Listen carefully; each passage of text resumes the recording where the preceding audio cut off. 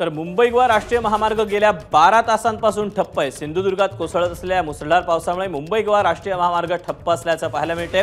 कुडाळमधल्या पावशी महामार्गावर पाणी आल्यानं हा महामार्ग ठप्प झालेला आहे। कर्ली नदीला पूर आल्यानं हा महामार्ग पूर्णपणे ठप्प आहे। वाहनांच्या लांबच लांब रांगा देखील लागलेल्या पाहायला मिळतात। कित्येक किलोमीटरपर्यंत ही वाहनांची रांग पाहायला मिळते आणि कर्ली नदीला जो पूर आलेला आहे त्यामुळे मुंबई गोवा महामार्ग हा गेल्या 12 तासांपासून ठप्प आहे।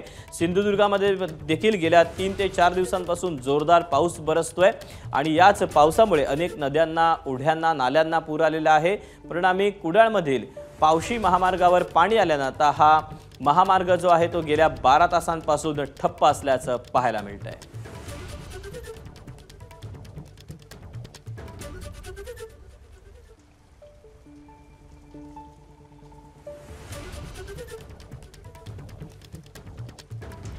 मुंबई गोवा राष्ट्रीय महामार्गावरील गोव्यातील मालपे पेडणे भागामध्ये दरड कोसळलेली आहे।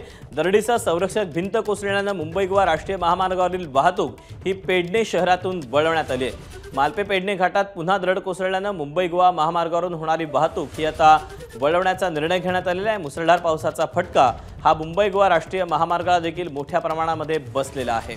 मुंबई गोवा राष्ट्रीय महामार्गावर गोव्यातील मालपे पेडणे भागामध्ये पुन्हा एकदा दरड कोसळली आहे। दरडीचा संरक्षक भिंत देखील कोसळलेली आहे। मुंबई गोवा राष्ट्रीय महामार्गावरची वाहतूक यामुळे पेडणे शहरातून वळवण्याचा निर्णय घेण्यात आलेला आहे।